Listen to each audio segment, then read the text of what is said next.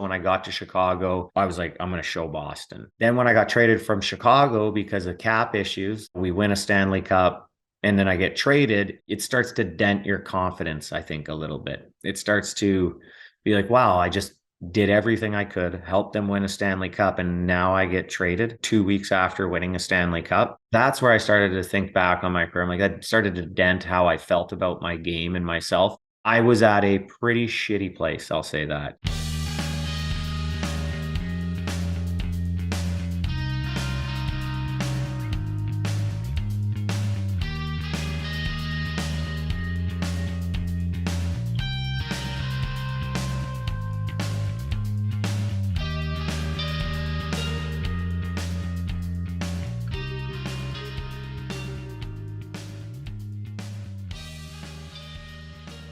Welcome back, everybody, to another epic episode of the Hey, Where'd You Go podcast. I'm your host, Collin Kushner, and we have two-time Stanley Cup champion with the Chicago Blackhawks. He spent 11 seasons in the National Hockey League. He's turned tech entrepreneur. We'll get into that a little bit later on in the pod. It's Kris Versteeg. What's going on, man? A lot is going on between, like you said, trying to do the entrepreneurial journey and raising kids. It's been a lot, so I would be lying if I said a little. You're busier now than you were when you were playing in the NHL, right? 100%, no doubt, no doubt. You're born in Lethbridge, Alberta. What was your childhood like growing up in Lethbridge? It was a great upbringing. Didn't have much, but it was something where my mom did everything she could in order to give me that. And, we grew up in a neighborhood that wasn't the nicest, but it gave you a lot of character and it kind of defined who you are and who you're going to be. So I look back on my childhood fondly and the times I had in Lethbridge, where I grew up with the friends I made and such. So I think, I couldn't have been happier. You always think at the time, you're like, this is crap. I got to get out and yada, yada. But you look back and you definitely realize how blessed you were with the family that surrounds you and the character that it built into you. Can you kind of talk about your grandparents, Morris and Joanne, and the role they played in your upbringing in Lethbridge?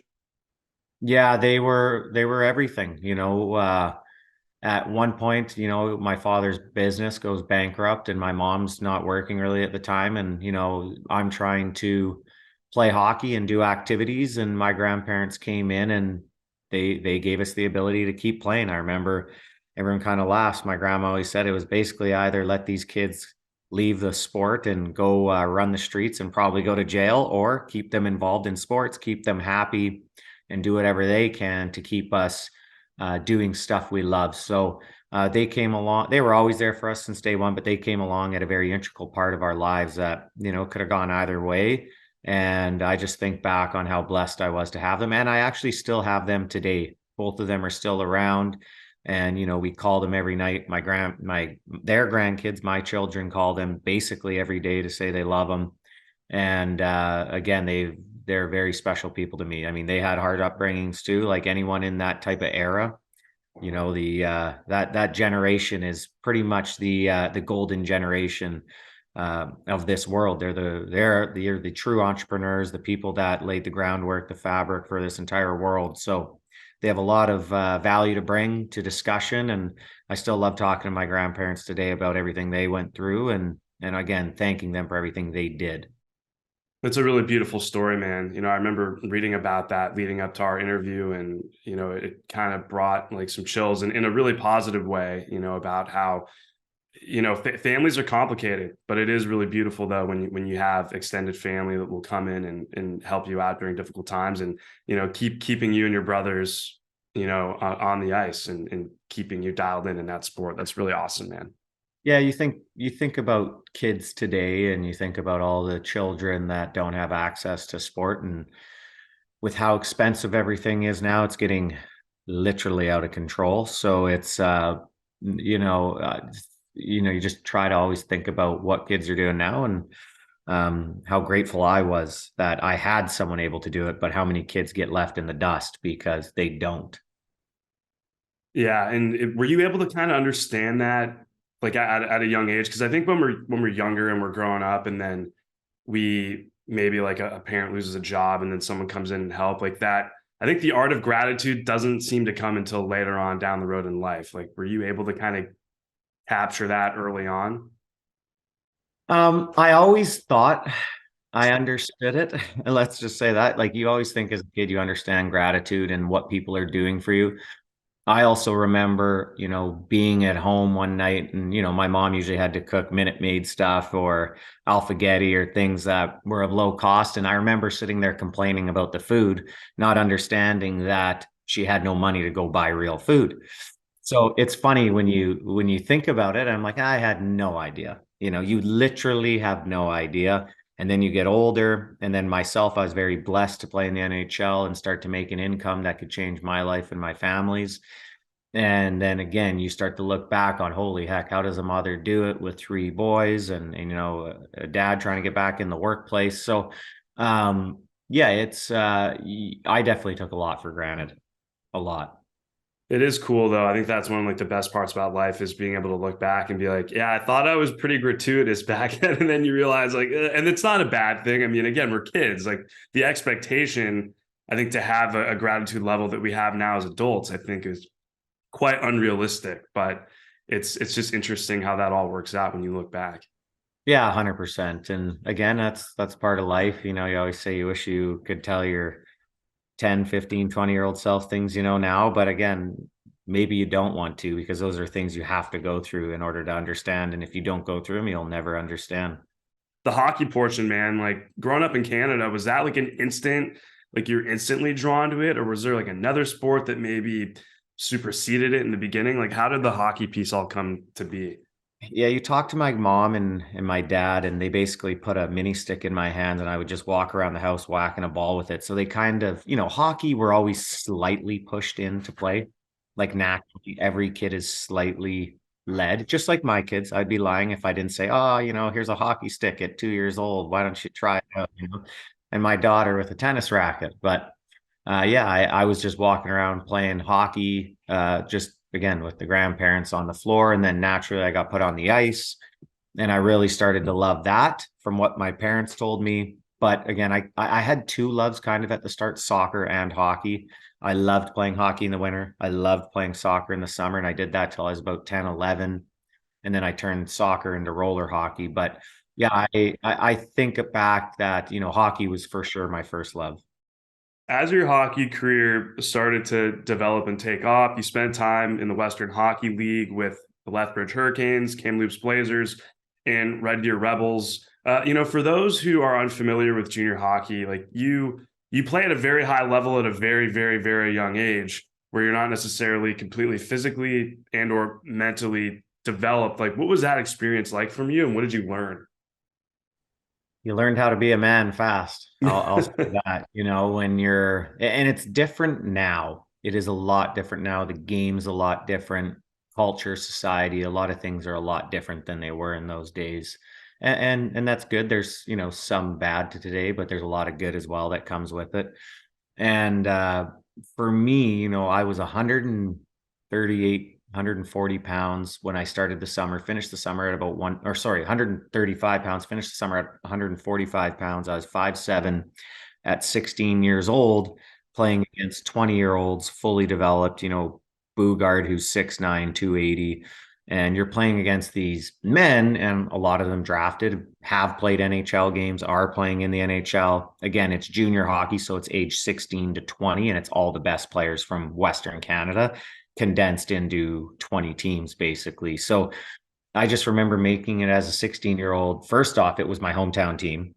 And back in the day, we didn't have Instagram or computers to go on to watch 30-second highlights of the NHL and see what NHLers are doing. The NHL was like a mythical creature, and the WHL to me was the NHL. So when I was a kid, I looked up to these WHL guys like they were God. So I just still remember trying out for the team and making the team thinking I'd made the NHL, right? That was my thought. That's how I believed. Or that's what I believed. And again, I put all my effort into it, but I still think back of how I felt some days before games, going into Medicine Hat, playing against some of these teams with some of these players, being like, if I get hit, I might break in half today. Like there are some big boys, and again, the game was way more physical. That was pre the first lockout, so hooking, two-line pass was still in a lot of things. It was basically just a rugby match down the ice. So again, game was very, very different. And I love where the game is at today. I would have loved to play at 16 years old with the way it is today. But yeah, you definitely come into something where you're excited about it. You learn, how to adapt to it. I met a lot of great people in junior hockey, but yeah, you are 16 years old. You're playing with men and guys that have different interests. So it again, like I told you, at that time, it made you grow up fast. Were you prepared for that? Like when you made it, were you prepared for the growing up fast, or was there like a little bit of like a learning period for you? I think, where I grew up helped me a little bit, in the understanding of you're not going to get anything handed to you. You're going to have to pick up the pucks. You're going to have to, do a lot of things to let the veterans know that you're there, to work, and you're not just going to be there to get handed things. And that's things I look back into today's game. I wish they still had not just the respect factor of, hey, let the vets, they've been here for a while, go pick up pucks. Just something simple. There should never be any hazing. There should never be any of that stuff ever, ever, ever. But the simple things I think are always a sign of respect, which I've always really liked. And I know when I got to the NHL, it's like, okay, go pick up pucks, let the veterans eat first, little things like that. And I felt a little bit of my upbringing did help me prepare for that type of stuff. Hey, these vets, they're not going to hand it to you. You're going to have to earn their respect. And that's what you did. And at the end of the day, they would all come around and they all ended up being great guys and would take care of you. But that's just how it was. And, I saw value in it, the respect for someone who's been there and done it. Kris, you were drafted by the Boston Bruins in the 5th round in the 2004 NHL draft. Why do you think the Bruins never gave you a chance? I ended up getting drafted by another like GM. Shirelli got brought in. I was actually top 10 in scoring as a 20-year-old. So my rookie year in the AHL, I was top 10 in scoring. And Shirelli's team, or Boston, was about 2 or 3 points out of the playoffs, and they were trying to make a push, and they didn't think I was ready to come to Boston yet. Don Sweeney was the assistant GM at this time. And I had been called about a little bit prior, like, hey, you might be getting called up. Sean Donovan's hurt, Glenn Murray's hurt, a couple guys are now down, and we're only, 2 to 4 points out. Don't quote me on exactly, but it was roughly that. And Shirelli had Bochenski in Ottawa. And so that's how the trade happened. Shirelli ended up trading me for Bochenski, and Bochenski was leading the AHL in scoring. I believe he had like 33 goals in 36 games at the time, something crazy. And he was 4 or 5 years older than me, but they needed a veteran guy to come in with all these other guys out to help get them into the playoffs. So, yeah, rightfully so. They moved me out. I went to Chicago, and the rest is kind of history. But that's what happened. I still remember when I was on the bus that day, Don Sweeney called me. I was pretty emotional, because I would, I didn't have the straightest path to that. And I really worked hard to make Boston happy. And, I have more points than David Krejci as a rookie. Me and him are on line mates, but we put in a lot of work to do what I needed to do for them. And then, you think you're getting called up and boom, you're traded. So again, I still remember that call with Don Sweeney, talking about, basically thanking me for my time, but me also saying, hey, I got to prove you guys wrong now. And he kind of laughed. I still remember saying it to him. So I was happy I had that mindset at that time. You look back and you think of little moment changing times for you. And that could have been one that lit a fire in me. And who knows, if I didn't get traded, what would have happened? You never know. Kris, you were traded a lot throughout your career. Like from an emotional perspective, like take the NHL business side out. Like how does one handle that? Like, especially again, like when you are lighting it up in the AHL and they're like, hey, we're going to trade you. Like starting with that moment, like how are you able to like emotionally process that and not take it personally? Like there's something wrong with me or I'm not good enough. Yeah, that's hard. It is very hard. So the first time it happened in the pros, that's what you think. You're like, I'm not good enough. Why don't they like me? I'm leading my team in scoring as a rookie. What else can I do? and there was no glaring issue. So at that time, I know later in my career, you always you pipe up a little bit more here or there, but I've never been scared to do that. But early on, it starts to kind of either put a chip on your shoulder or it can dent your confidence. And I think early on, it put a chip on my shoulder. So when I got to Chicago, I was like, I'm going to show Boston, and it played into my strengths, I thought. Then when I got traded from Chicago because of cap issues, um, we win a Stanley Cup and then I get traded, it starts to dent your confidence, I think, a little bit. It starts to be like, wow, I just did everything I could, help them win a Stanley Cup, and now I get traded like 2 weeks after winning a Stanley Cup. That's where I started to think back on my career. I'm like, that started to dent how I felt about my game and myself. Went to Toronto, didn't start out very well. It started to kind of course correct itself, and I started actually playing really well in Toronto. And again, Brian Burke comes to me. He goes, "Hey, we've lost a bunch of first round draft picks. We gave up a few for Kessel." And he goes, "We need to get first round draft picks back. And there's only you and a couple guys we can get them for." And that's when they traded me and Caberlet then. And again, that's when it was like a double dent. And I was like, oh my gosh, like I think is my career, like, am I even gonna be able to play here soon? Then yeah, you go to Philadelphia. I don't play well in Philadelphia. I thought I played okay, had some good moments, but I'm not on power play consistently and not getting great minutes. And then at the end of the year, you talk to Paul Holmgren. I remember he's like, "What do you think you didn't score?" I'm like, "Well, you got to put me on the power play to score." Like, I don't know what else to tell you, Paul. I still remember the talk. And then they talked about keeping me, and I had a good talk with Laviolette at the end of the year. And then what happened is it was basically keep me or sign Yager. So they had $3 million left, and they ended up obviously trading me to Florida because Florida and Philly were bidding against themselves against Yager. And so they came to an agreement that they would trade me to Florida and they would retain and they would sign Yager for the equal money. That's how that, and I got traded to Florida. I remember that summer I was like, I better go to work. I've just won the Stanley Cup and I've been traded twice within a year. Like, this is crazy. And yeah, I was at a pretty shitty place, I'll say that, at the end of that year. Can you kind of describe like what that place felt like for you, and then kind of how you got out of that, how all of like the dents of the confidence, how you started to kind of course correct and get yourself, back up?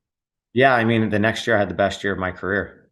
And I went with my trainer every day again. We went to work on and off the ice. And I remember we did a ton of mental training, like a ton of mental training of basically, I started doing a lot of cognitive stuff when I was 2006, 7 to kind of change my belief in myself and my confidence. And we kind of went back to the drawing board on that and really started to rework how I thought and stuff I'd say to myself. And that, I go into Florida that year. I was put in a great position. I was put on the top line with two great players, and it was great. I mean, I had over a point a game basically at the 40 game mark. I was top 10, and then I tore my hip. So then the injuries started kind of come up after that, but I just remember going into that season thinking, wow, I can be a really good player here, and had a great season. I came back and didn't finish that strong in Florida, but had a good playoffs and then had to get, I had double groin surgery, then hip surgery, then ACL all within a year. So it was like, three major surgeries within 18 months. And that piece I think was harder. But again, it was a lot of back to the drawing board with my trainer on, rewiring and rethinking how I thought. And without my trainer, I would have never been able to do it. Yeah, the cognitive training is so important. I think that's the coolest part I feel like about the game and sports in general today is I feel like there's more of a focus on it now than there was, maybe years ago. And it's so interesting how that piece always seemed to get overlooked, because if you kind of think about it logically, like your mind's right, like then everything else will kind of follow. It's the confidence. It's the what are you telling yourself? It's how, and whatever you tell yourself is basically how you sleep at night, And when I'm always playing my best, I can go to bed. When you're not playing good or you're missing chances, you don't fall asleep till 3, 4 in the morning. It's crazy. Your brain will think about one thing over and over and over and over, basically until you pass out. So It's in order to be in the pros, you have to be a little bit crazy, a little bit obsessed, but you also have to be obsessed in finding a solution.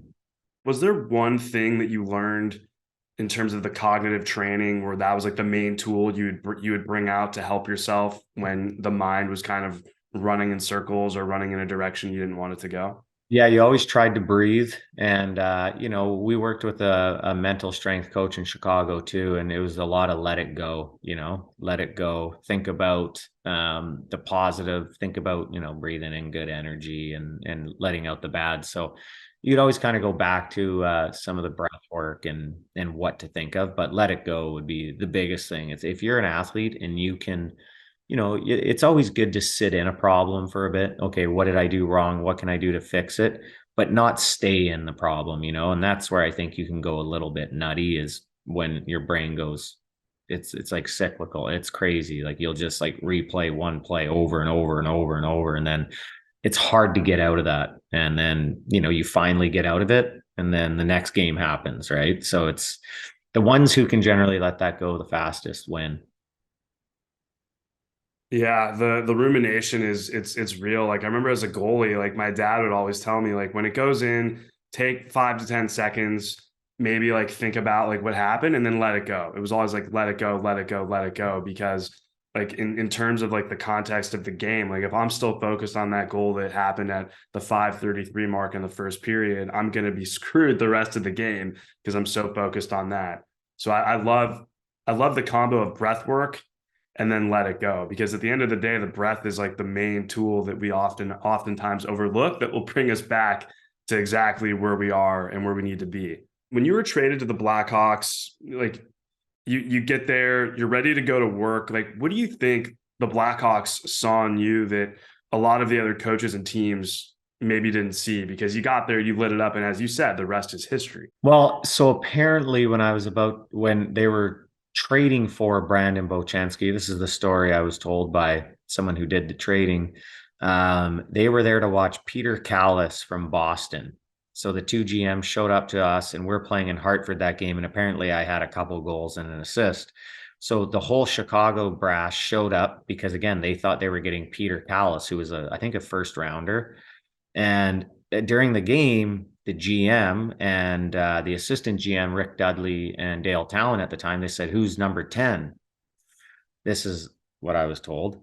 And so they started to watch me closer. And by the end of the game, they all said for sure, we want 10. We don't want Callis. And I think Boston kind of laughed because Callis again was a year younger and he was a higher pick. So they're like, yeah, basically, I think Boston was like, yeah, take him, like, but they're like, this guy's leading the team in scoring as a rookie. They're like, no, no, you can have him. Peter was a bigger guy than me, stronger, faster. He didn't have the same ability to think the game or pass or anything like that, like I did. But he was just one of those young guys that looked like he was going to be amazing. So maybe that fooled the Bruins a little bit. And yeah, that's kind of how it happened. So I think Dale and Dudley equally saw something in me that day that they wanted to instill into their team. And I think I might have got in a bit of a tussle that game, but they saw like a few different qualities that they were looking for in the trade. And that's kind of what happened. So that's the story I was told by a couple of the people that did the trading. And that's maybe what they saw and what they needed in order to build a championship team one day. Again, I'm not sure they really looked at me and said, this guy's going to be a piece, but maybe. I love that story though, man, because Boston, they're like, all right, man, here, just take him. The best part about all this, Kris, is in your first full season with Chicago during the 2008-2009 season, you had 53 points in 78 games. In that first full season, was there any like, screw you, Boston? Not in like a malicious way, but like, or was it just like, hey, like, I'm just doing my thing, forget them, let's move on? No, no, I definitely took it personal. And I felt that, I want to show them wrong. I want to show, I remember there was a guy at the bar when I was 19. He told me I'll never make it. And I said I said, when I win the Stanley Cup, I'm going to bring it back here and I'm going to put the cup right on the ledge of this bar. And I was like saying that kind of, as a joke bit. But I still remember like he was in my brain. like anyone who ever doubted me was in my brain. And that's kind of how I felt that's what I felt was motivating me a lot through those times. Do you think the motivation, and there's no right or wrong answer to this, the motivation from external, do you think that that also could be negative in some ways? Yeah, I think it can. I think you focus maybe sometimes too much on the wrong. So again, I think when you're working with athletes, it's making them understand what fuels them. Challenges fuel me. I know that, sometimes a challenge fuels me and a challenge fuels a lot of other athletes. That's generally why they become athletes because they're challenged by something. So I think it can have a negative consequence too, 100%. Yin yang, right? Anything that has positive obviously has some sort of negative, I believe. And um, yeah, I think sometimes it will let you focus a little too much on the wrong. The only reason why I ask is because I feel like I've had some of that like with my career. The goalies like growing up, all of a sudden they went from like the littlest dude to then being like 6'5". I'm about like 5'10", 5'11", depending on which 7-Eleven I walk to, when I'm walking out. I'm 5'11". So we get each other, dude. Like I just remember them like, oh, like Kushner, you're too short, you're too small, or you're too this, you're too that. And I would definitely channel that and use it. And then I think as I got older, I started, working with like a kind of like a mental, like cognitive coach. And she was like, it's not necessarily always a good thing to kind of take that external and use it as motivation. She's like, you kind of have to kind of tightrope that like fine line, I guess. Yeah, I think if you're searching for motivation, I think the biggest thing for motivation is the discipline after, though, is like, are you going to be disciplined in order to fulfill whatever motivated you? So sometimes, yeah, if that motivation creates discipline, then maybe it's a good thing. But if you're always constantly looking for it, yeah, that could be a whole other conversation. I don't know. You ended up winning the Stanley Cup with Chicago in your second full season. Their first cup since 1961. Like, what did that feel like, Kris? Just everything you had gone through from childhood to juniors to that moment. Yeah, that was it was very emotional. I still remember the cup coming on the ice, not thinking it was real, seeing my girlfriend, wife now in the stands with my dad and brothers. Um, seeing my brothers crying in the stands like little babies and calling my mom at home and grandparents. It's something that I wish everyone could kind of experience the feeling. It's like you got injected with, I don't know, ephedrine or something, and like it's crazy. I don't know. It's like pure ecstasy. I really don't know how else to put it. So, and it only lasts for maybe a couple days, but it's the most natural high you'll ever get is winning at that for me anyways. When you won the cup again in 2015 with Chicago, your second stint with the Blackhawks, did it kind of have like that same euphoric feeling, or was it any different just because it was second time's the charm? It was different. It was also I think the second time was more a sense of relief. Like, oh, everything you went through and you battled again and you got it done. I think it was a sense of relief and also happiness because people all around Chicago were feeling the same way as you. It's really a collective happiness. And Chicago's, to me, it's the best city in the world, great people, great place to play hockey, incredible sports town. So, I mean, if people ever look at the 2010 Stanley Cup parade, and I know 13 and 15 were big, but nothing was like 10. There was millions of people on the street, in the buildings, throwing confetti, celebrating. It was just a day that I don't know if it'll ever be replicated again, unless the Leafs win. But it was a crazy moment to take in, and you almost didn't even realize it was real. And then you look at some of the video, if you ever check it out on YouTube, just see how many people are running behind buses and in between subways, and it's mind altering. You won't even believe it unless you see it, which you can see it. You played with some fantastic players over the course of your NHL career, especially in Chicago. What did you learn from playing alongside guys like Patrick Kane and Jonathan Toews? Learned a lot, even though they were younger. So I would like to think it's funny when I think back and I'm looking at them in the room and, they're younger than me. And I'm kind of like, what's this young punk know? And why is he my captain? I should be his captain. Um, it's funny your mindset in those days and those times, but I just see two guys that love the game, that gave everything they had to the city. They put their health and every single part of their body on the line to win a Stanley Cup for their family, city, everything, whatever it may be. And how they acted in the moments that mattered the most. So pressure moments, like, you go into a Stanley Cup game 5, 6, and you can win. You can feel like you're going to win, but every moment against you, you can also feel like you're going to lose. It's the biggest roller coaster of emotions ever, and it's really hard to play and it's really hard to focus. And those guys just seem to find ways every time to just keep playing their game, keep focusing, and keep executing what they need to do without being able to block out all the other crap. So their ability to play at those moments to me is still the most impressive thing. I mean, Patrick Kane to me, game gets closer, guys start squeezing their sticks more. You're in the third overtime, and he's still out making plays backdoor, setting up OT winners, and doing whatever it takes to do to win a series or a game or whatever it may be. Kris, after 15 seasons, 11 in the NHL, and 2 Stanley Cups, you retired. In a statement released by the NHL Players Association, you said, quote, "I took a lot for granted in my time in the NHL, but the one thing I never took for granted were the relationships made with my teammates and staff of the hockey clubs I played for," end quote. Can you kind of talk about those relationships and how important they were to you? Yeah, that's what it's all about. So you get on a plane, you're eating filet mignon, you're complaining about that, you're complaining about the shrimp not being cooked enough. And I think that was my favorite part of the NHL, was being able to just complain and bitch about anything. And that's still who I am today. It's kind of, I like to do those things just to always get a reaction out of people and to joke around and have fun with it. But you meet so many people from different cultures, from different backgrounds, who have different beliefs and have they've had a different upbringings, and those are the people that you band with in order to have one common goal.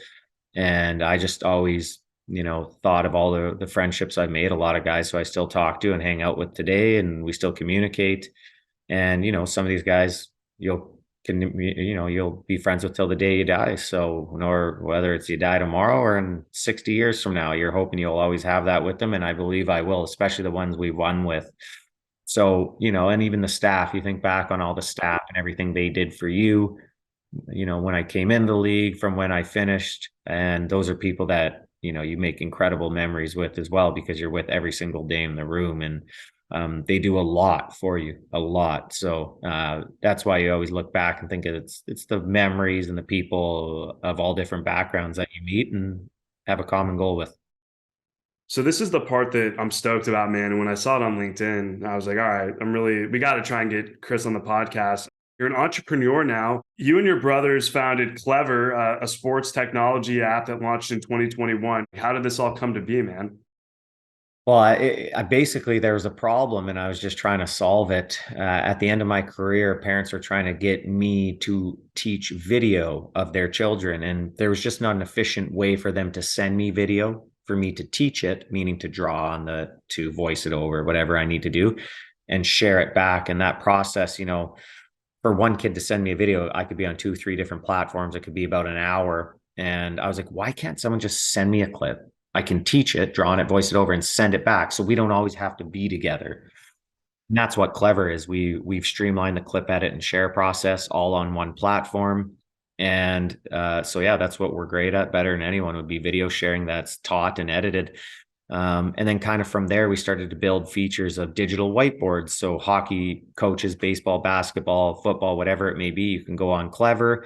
You can pull up a whiteboard, you can hit the record button, do all your lesson plans, and send it as a video file to your coaches or players. So now they actually hear you talking over a whiteboard and listening for practice, whatever it may be. So they understand it a lot better, rather than getting there and there's like a white sheet on the wall and X's and O's everywhere. And everyone's like, so again, we're just trying to think of better ways to interact with parents, coaches, and athletes. And that's what Klevr is. And now we have some AI features, pretty cool skeleton technology coming out soon, and other things as well. And again, it's a startup. Anything can happen any day. Yeah, you're always just you're just getting by, trying to make sure the product's good and making sure everyone's happy and trying to see what the problem is and if we're still solving a problem, and we believe we're still doing that. And now it's just exciting to go out there and try to make this company bigger and get in the hands of more young athletes, parents, and coaches. That's really cool, man. I mean, that is like you are solving a massive problem because yeah, trying to like shoot video and then you pull it back in and you like edit your voice and you draw on it and then you send it back. I mean, yeah, like as a guy in media, that is a long, long process. And the fact that you're working to solve that and streamline that is so cool. Yeah, that's exactly it. It's streamlined now. And I mean, I just did it for a kid today. I have about 40 players in my academy, and I can, if they all send me them shooting in the driveway and I want to tinker one or two things with their shot, I could teach 40 kids in under an hour. Where before it was just like, very arduous and painful. So it is exciting. Where we go with it, we have a couple cool things that we may do rather soon with Klevr, and hopefully that can come to fruition in the near time. But again, that the video coaching, the digital whiteboards, the sharing of video, sharing of highlights. We have groups in there as well. Parents, coaches, athletes, teams, everyone could have video sharing groups with chat as well. So that's all in Klevr currently. And yeah, it's a free download. The only part of the app that costs anything is if you reach out to any of the professionals in the marketplace and need them for professional coaching. But besides that, all the tools are free. That's really cool, Kris. So essentially, like, let's say like I want you to see how my shot is. I would video record that and then I would send it over to you. Then you can go in through the Klevr app, like kind of like draw on the on the video a little bit, kind of show like, hey, like maybe we tweak it and then send it right back. Well, that's basically it. You could just get on Klevr app. You'll pull up Kris Versteeg's profile. You'll see right there, shot analyze. So you just tap shot analyze. There'll be a paper clip. Tap that. You can upload a video in there of you shooting that, and then you pay for it, just like Skip the Dishes. Boom, that video gets sent to me. I get notified, pull it up, voice it over, draw on it, send it back to you. So that's the marketplace. You can also do all that free as well in the app, but that's how a lot of the current coaches now are starting to monetize in 8 different sports on Klevr, mind you, but mainly hockey. But that's how they're starting to monetize their digital brand. When you think about your time in the NHL, 11 years playing at the highest level, and then venturing into entrepreneurship, what have you been able to take from all of those years as a professional hockey player into this space? You definitely have people skills, how to deal with people, how to talk to people, how to problem solve. I think that's always something, whether it becomes something or not. I mean, that's every entrepreneur's dream. It sounds like, again, I didn't know what an entrepreneur was 3 years ago. And I thought scaling was something you stood on. I did not know what scaling was. So all been again, it's been a lot of crash course for me on what to do, but I've also tried to surround myself with my brother who's in business and other people as well who've done this before to help me navigate this new world. But you definitely see that the people skills and the a little bit of the determination in order to keep going forward from sport has definitely helped. Other things, it's different. There's just so much that goes into it. You don't even really realize, especially when you're building an app. I always kind of explain it like, you have a house that's built, it's not like, or when you're building a house, it's not like you're just putting up, cement and you're putting up walls. You gotta create the cement. You gotta even create the walls, and you gotta create the cups and the cupboards, and everything has to be thought about. So it's even more complex, I find, than even building a house. I would say would be building a really good app, but and also creating a solution to a problem that's out there. So it's a interesting. It's interesting, but it's been fun. I love hearing about, all the stories from the playing days and the lessons learned, but it's even cooler when you hear that, like, I think people forget, like, life doesn't end once your sport ends. In some cases, it's just beginning. I mean, you retired at 33. I'm 32 right now. Like, I couldn't imagine, like, you dedicate yourself to one thing for your whole life, then you're 32, 33, then you're like, then what? Then you have all this life in front of you. And so I think that's really cool and unique how this accident happened. And now look what you're doing, man. Well, that's it. I would always think like I want to go back into coaching or management, and I have kids now, so I want to take care of them for as long as I can and be a part of their hockey journeys or soccer, baseball, whatever. And then, maybe one day get back into coaching pro or managing, going back into that kind of line of work. But you definitely see, at the end of your career, you have all this ample amount of time now. And what is your purpose, or what are you going to do with that time? And that's where I think you get stuck. And, I'm still navigating, not even close to perfect, still try to figure out what I need to do and how to make this second life work. But it's been, again, it's just another challenge, and it's been great. And again, for myself, hopefully one day I get back in the NHL. Kris Versteeg, really appreciate the time, man. From the NHL to tech entrepreneur. Yeah. Accidental tech entrepreneur.